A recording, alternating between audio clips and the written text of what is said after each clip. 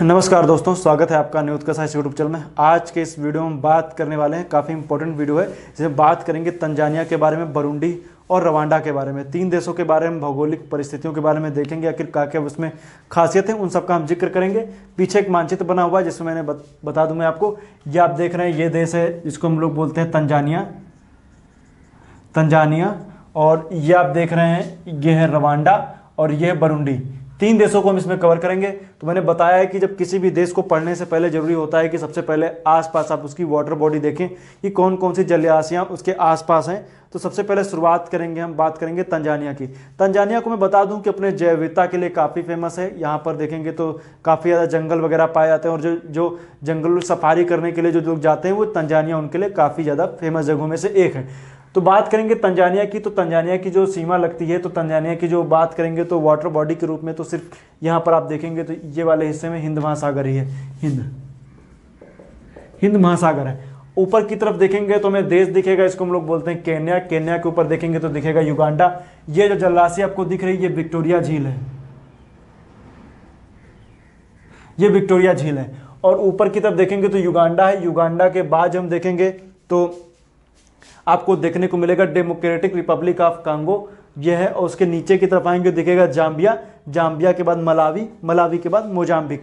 इतने देशों से, मतलब इतने आसपास देश हैं। तो अब इसमें इतने देश हैं, लेकिन आपको जानना कौन कौन से हैं, तो मैं बात करेंगे तो लगभग सभी देशों को आपको जानना है, क्योंकि सबसे सीमा लग रही है तो उसको तो आपको जानना ही है। और साथ साथ में बुरुंडी से, और आप देखेंगे तो ये जो देश आपको दिख रहा है, ये इससे भी सीमा लगती है। तो इतने देशों से सीमा लगती है।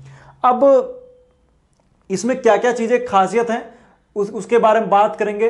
तो इसमें सबसे पहले देखेंगे तो कौन कौन सी चीजें खास हैं, तो हम सबसे पहले पर्वतों से लेते हैं। तो पश्चिमी किनारे पर जब आप देखेंगे तो पश्चिमी किनारे पर यहां पर आप कोने में आपको देखेंगे तो आपको यहां पर वरुंगा माउंटेन श्रेणी आपको दिखती है। वरुंगा माउंटेन श्रेणी जो एल्बर्ट और कीवू के बीच में फैली हुई माउंटेन्स, मतलब पर्वतों की एक श्रृंखला है। इसमें 7 ज्वालामुखी फेमस हैं, लेकिन उन 7 ज्वालामुखियों को हम बताएंगे नहीं, क्योंकि आगे जब हम डेमोक्रेटिक रिपब्लिक ऑफ कांगो की जब चर्चा करेंगे तो उसमें चर्चा करेंगे। उसमें 2 फेमस है, उनकी हम बात बता दें।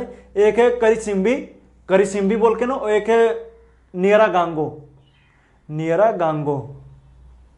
2 फेमस हैं, एक नियरा गांगो है, दूसरा मैंने जो बताया करिसिम्बी वोल्केनो है। 2 फेमस है, बाकी है तो 7 माउंटेन की एक चैन आपको देखने को मिलेगी। इसमें से नियरागांगो एक्टिव वोल्केनो में आता है। आप जब गूगल मैप वगैरह देखेंगे तो आपको उसके ऊपर धुआं दिखता हुआ आपको दिखेगा, माउंट नियरागांगो डालेंगे तो आ जाएगा। तो ये हो गई बातें। अब और जब देखेंगे तो यहाँ पर ये वाला हिस्सा, चूंकि आप जान रहे हैं कि ग्रेट रिफ्ट वैली का पार्ट है, ये ग्रेट रिफ्ट वैली आपको दिख रही है, तो उसी का पार्ट है ये हिस्सा आप देख रहे हैं, ये ग्रेट रिफ्ट वैली है। बाकी इस तरफ आएंगे तो रुबेहो माउंटेन और उसम्बरा माउंटेन, 2 पर्वत श्रेणियां यहाँ पर पड़ती हैं, और रुबेहो और उसम्बरा 2 यहाँ पर पर्वत श्रृंखलाएं पड़ती हैं, इनको याद रखेगा। और जब बात करेंगे यहाँ पर तो घास के मैदानों को देखेंगे तो लगभग घास का मैदान ही पाया जाता है। उसमें से फेमस है सेरेंगेटी। सेरेंगेटी एक उष्णकटिबंधीय घास का मैदान है। कहाँ पाया जाता? तंजानिया में और केन्या, दोनों जगहों पे पाया जाता है, लेकिन मुख्य रूप से आपको जानना है कि तंजानिया में पाया जाता है। तंजानिया और केन्या की सीमा पर एक ज्वालामुखी है जिसको बोलते हैं किलिमंजारो, जो अफ्रीका का सबसे ऊंचा पर्वत भी है। अफ्रीका का सबसे ऊंचा पर्वत है किलिमंजारो, उसको भी आप याद रखेगा। अब यहीं पर आप देखेंगे तो यहां पर आपको, चूंकि मैंने बताया कि एक तो ये वाली हो गई लाइन, ये आप देख रहे हैं, एक होती जो इस तरीके से ये वाला हिस्सा आप देखेंगे तो Great Rift Valley Y shape में ना, तो ये नीचे का हिस्सा होगा, एक हिस्सा ये हो गया। तो नगोरोनगोरो क्रेटर, तो नगोरोनगोरो क्रेटर जो है वो यहीं पर पड़ता है, ज्वालामुखी। तो उसमें क्रेटर क्या होता है? ज्वालामुखी का ऊपर का मुहाना, आप उसको क्या बोलते हैं? क्रेटर बोलते हैं, क्रेटर।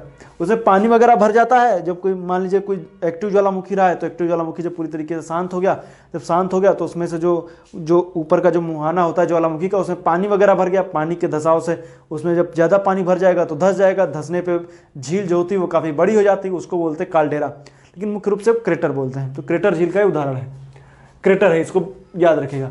बाकी बात करेंगे, आइए झीलों की बात कर लें। झीलें बहुत सारी हैं। तो ऊपर की तरफ दिखेगी आपको विक्टोरिया, यहाँ पर दिखेगी लेक कीवू। कीवू को नीचे आएंगे तो देखेंगे आपको लिखेगी लेक टंगानिका, ये टंगानिका है। टंगानिका के नीचे आएंगे तो दिखेगी आपको मलावी। मलावी के पास में यहाँ पे दिखेगी लेक रुकवा। रुकवा के बाद देखेंगे तो लेक मनियारा, लेक मनियारा। ये सारी झीलें यहाँ पर पाई जाती हैं, इनको आप याद रखेगा। अब इसमें और बात करेंगे तो हम देखेंगे कि आखिर जो रवांडा है, रवांडा की क्या खासियत है। तो आप देखिए, ये आपको दिख रहा है रवांडा है, खासियत कुछ है नहीं, वरुंगा माउंटेन सीढ़ी है, इसी के पास में रवांडा है। और यहीं पर आप देखेंगे तो करिसिम्बी वोल्केनो भी यहीं पर पड़ता है। तो ये लेक कीवू, कीवू के नीचे आएंगे तो आपको देखने को मिलेगा बरुंडी, बरुंडी के देखेंगे तो राजधानी बुजुम्बरा है। और यहीं पर आप देखेंगे तो आपको, चूंकि मैंने बताया कि जो ये पूरी एक्टिव वोल्केनोस में पाए जाते हैं, तो माउंट करंजी नाम से यहाँ पर एक ज्वालामुखी भी है। और नीचे आएंगे तो ये मैंने बताया आपको लेक टंगानिका है। टंगानिका के बाद आएंगे तो ये आपको लेक न्यासा या मलावी, दोनों एक ही नाम है, मलावी नाम से देश भी है। ये जाम्बिया मलावी दो देश यहाँ पड़ते हैं। उसके नीचे आएंगे तो मोजाम्बिक पड़ जाएगा। तो इतने सारे, और जो ये मैंने बताया जो इसकी राजधानी डोडोमा है, तंजानिया की राजधानी क्या डोडोमा है। लेकिन इसमें और भी चीज़ें खासियत हैं, उनकी हम बात करेंगे। तो यहाँ पर जब आप देखेंगे तो आपको देखने को मिलेगा द्वीप है और कई सारे यहाँ के फेमस शहर भी हैं। तो द्वीपों की बात करेंगे तो यहाँ पर 3 फेमस द्वीप हैं, जिनमें से 2 सबसे ज़्यादा फेमस हैं। एक है पेम्बा, एक है जंजीबार। पेम्बा और जंजीबार 2 फेमस यहाँ के द्वीप हैं और टूरिस्ट स्पॉट भी हैं, और लौंग इलायची के लिए काफ़ी ज़्यादा फेमस भी हैं, दोनों फेमस हैं। इसके बाद यहाँ पर एक माफिया द्वीप है। तो माफिया द्वीप, ऐसे आपको हिंदी भाषा शब्द लग रहा है माफिया टाइप के लोग, तो इसे माफिया आइसलैंड नाम का एक जगह है। तो ये एक द्वीप है यहाँ पर माफिया आइसलैंड। और यहीं पर आप देखेंगे तो यहाँ पर एक दार ए सलाम नाम का एक बंदरगाह भी पड़ता है। दार ए सलाम यहाँ जो है ये तंजानिया का फेमस एक बंदरगाह है, जिसे क्या नाम है, दार ए सलाम है। तो पेम्बा, जंजीबार, माफिया 3 द्वीप है। पेम्बा और जंजीबार दोनों लौंग इलायची के लिए जाने जाते हैं, लौंग इलायची के लिए। और उसी के पास में दार ए सलाम बंदरगाह है, माफिया एक द्वीप है। और यहीं पर आप देखेंगे तो ये हिस्सा जो आपको दिख रहा है, ये इसको बोलते हैं मकोंडे प्लेटू या मकोंडे पठार है। ये मोजाम्बिक और तंजानिया दोनों में पड़ता है। तो दोनों को याद रखिएगा, मोजाम्बिक और तंजानिया दोनों में पड़ता है। इसको बोलते हैं मकोंडे प्लेटू। इंपॉर्टेंट नहीं है, आपको ज़्यादा नहीं जानना है। तो ये रही खासियत जो मैंने आपको बताई है। जो नेक्स्ट वीडियो में आपको बताऊंगा वो मैं बताऊंगा इसके नीचे, और आएंगे बात करेंगे हम मोजाम्बिक की।